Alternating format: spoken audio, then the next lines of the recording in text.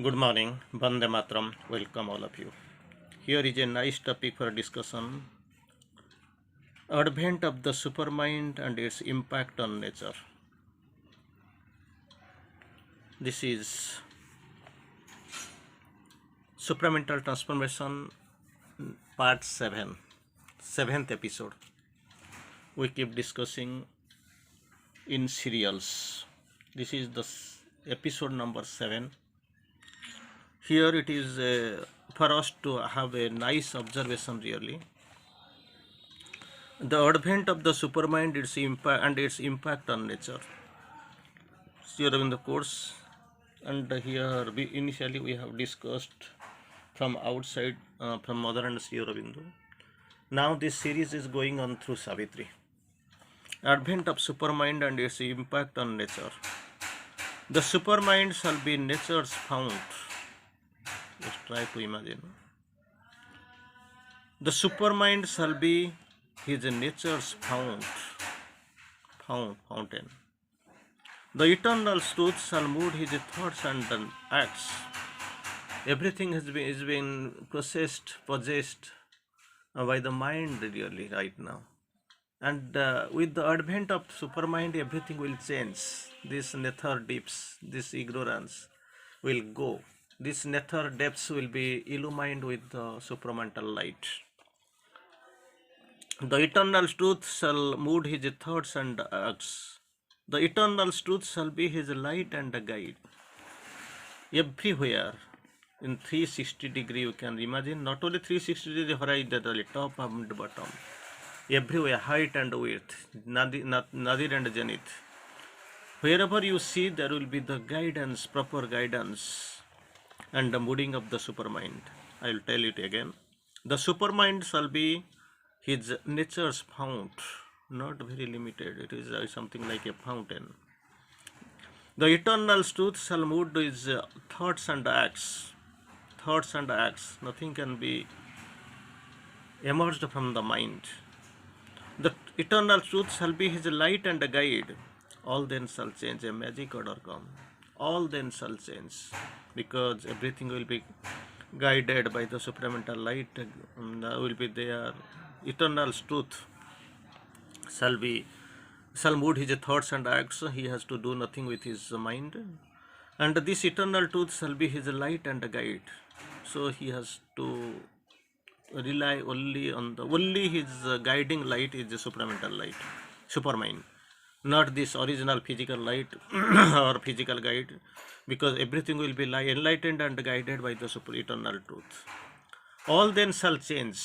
Very interestingly, all then shall change. A mighty magic order come, overtopping this mechanical universe. This mechanical universe where really we are residing, and this has to be overtopped with the help, guidance, enlightenment of this supermind. So things will change like anything as we have never expected. Initially we have heard the term earth grows unexpectedly divine. That is during the psychic impacts. Earth grows unexpectedly divine. Before, in the previous episodes, we have seen when Superman is born as the nature's king, his presence shall transfigure the matter's world.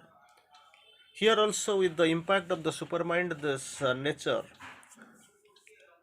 nature will see overall absolute change, overtopping this mechanical universe. All then a magic order shall come. Magic order shall come. All then shall change, overtopping this mechanical universe.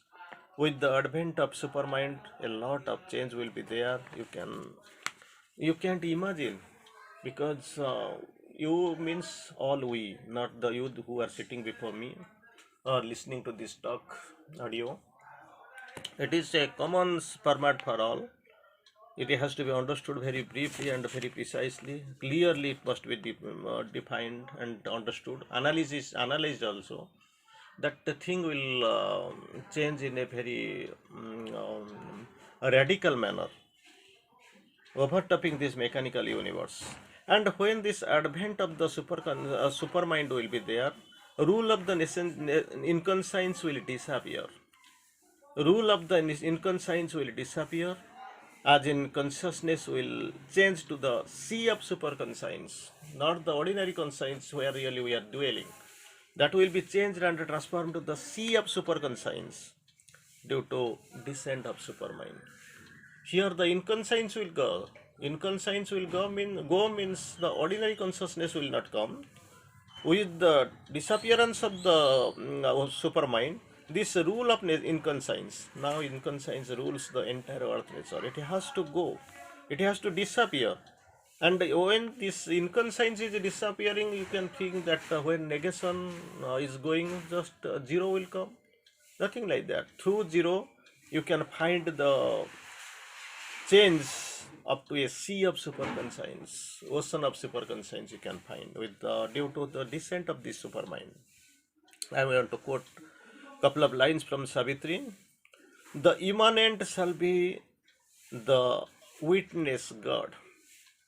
Immanent, immanent shall be the witness God. Here the God and the witness God. Watching, when witness is there means he will be watching. Watching what? On his many petaled lotus throne. Watching on his many petaled lotus throne. His actionless being at his silent mind, ruling earth nature by eternal law. No rule of the nescience or inconscience. It has to perish, it has to disappear. And here instead in that way you can find ruling earth nature by the eternity's law, not by through any autocracy or with the process of hypocrisy. Ruling earth nature by the eternity's law, a thinker waking to the inconscience world, a thinker waking the inconscience world, the inconscient where we are really deep, we are here. This it is in the asleep condition. It has to waking the inconscient world, an immobile center of many infinitudes. Waking the inconscient world, an immobile center, inconscient world that is immobile center of the many infinitudes in his thousand-pillared temple by time sea. In his thousand-pillared temple by the times sea. It has to, because all these nether things that has to be enlightened. Where there you find the darkness, there will be a light. Where there you feel falsehood, you can find the truth there. So here also the thinker waking the inconscious world, the immobile center of many infinitudes, in his thousand-pillared temple by the time sea. So they have to be elevated. You can find the rule of nescience will disappear, and in that when this rule of nescience is disappearing, that consciousness not is the ordinary consciousness, you can find the sea or ocean of superconscience. For it is everything is possible because of this advent of the supermind. You can find in his thousand-pillared temple by time sea. Next step is very interesting. The mind shall be a luminous channel for the divine knowledge. Here the mind, it is actually groveling in the mud, in this darkness. It is trying to find some knowledge through his own attempt, but not able to know what is true and what is false. It is moving here and there, so like anything it is moving, but the thing is that it is not viable further. This mind shall be a luminous channel for the divine knowledge. Here this channel, this is the channel of darkness, inconscience, ignorance. But here with the advent of the supermind, we can find leaving everything, it will go in search of this divine knowledge and will know inner and outer phenomenon through intuitive vision and identity. Intuitive vision and identity, not through rotting them word for word or searching for some books in the library. So what you have to do, intuitive vision and identity, through that actually it will search, it will quest for this divine knowledge. Very interesting. Very thing you have to remember, because this knowledge, there is a great difference between knowledge and wisdom. Knowledge that is found when the mind really grovels, mind inquires searching here and there through the darkness. Whatever it finds, that we know, and we call it knowledge. But wisdom is different. Wisdom that is found, achieved, or obtained through the soul's knowledge. Through the soul's knowledge, we find everything there itself. So here, the mind shall be the luminous channel of the divine knowledge, and will know inner and outer phenomenon. Inner and outer phenomenon. Outer phenomenon also very difficult for us. Some guess, some analyze, some read, some explore. But inner is very difficult to be explored, because we are not going. Only some few of you maybe who are doing the sadhana are capable of entering inner and outer phenomenon through the intuitive vision and identity. Identity, not only vision, but through the identity also, this inner and outer phenomenon can be known, can be understood. I want to couple of lines I want to quote here. For knowledge shall pour down in radiant streams. Here we are going quest of knowledge, going to university, going to some guru or wherever is there. So searching for the books. We are going for university for certificates. Now itself today you have got the morning, you have got the news of these false fake certificates. It is dominating throughout. Original certificate holders, the people who have gone to the institutions or universities or colleges they have gone through, they are moving here and there. But these fake certificate holders, they are dominating the scenario. That is what you see. Here also, here is totally the scenario is different. You can't cheat, or you can neither be cheated.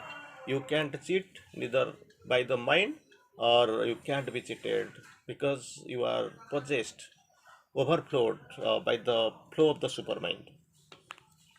For knowledge are poured down in radiant streams. Radiant streams, it will pour down like Ganga was pouring from the sea, heaven on the earth. And even the darkened mind quiver with the new life. Even the darkened mind quiver with new life. It can't stay in an asleep condition, sleeping condition. So darkened mind quiver with the new life, and kindle and burn with the ideal's fire. Kindle and burn with the ideal's fire, and turn to escape from the mortal ignorance. Really, it is preoccupied with the mortal ignorance. It has to escape from that, and it is inside the luminosity, darkness. This darkened mind quiver with new life, and kindle and burn with the ideal's fire. Idea is capital I. That change is bound to become and bound to come.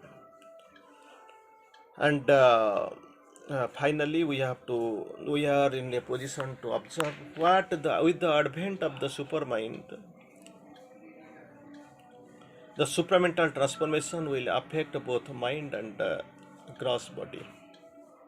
Because mind is man, supermind is superman. Sri Aurobindo has quoted. Mind is man, everybody knows. This is a universal proverb. But supermind is superman. How? Supramental transformation will affect both mind and gross body. How it really affects, that is a very interesting question, very dominant question rather for us, exclusively for you people who are in this process of integral yogic sadhana. I want to quote a couple of lines here.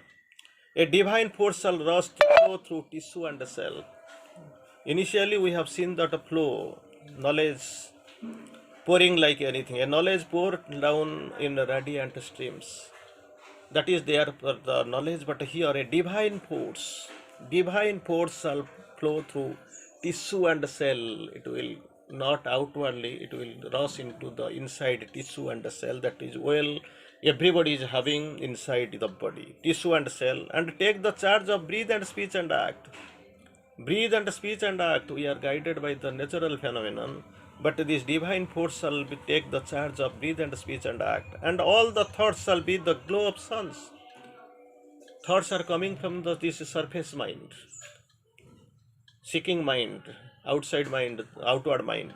But after this divine force is rushing through tissue and cell and taking the charge of breathe and speech and act, and all the thoughts shall be at the glow of the suns. Thoughts, not ordinary thoughts, changeable thoughts. but the glow of the sun. And every feeling a celestial thrill. Every feeling, not the ordinary feeling, but a celestial thrill. With the all, everything has to be through the advent of the super consciousness, supermind. That is the very boon, but and that is the very grace of the supermind. It's time for us to stop now. We'll meet in the next class. Thank you.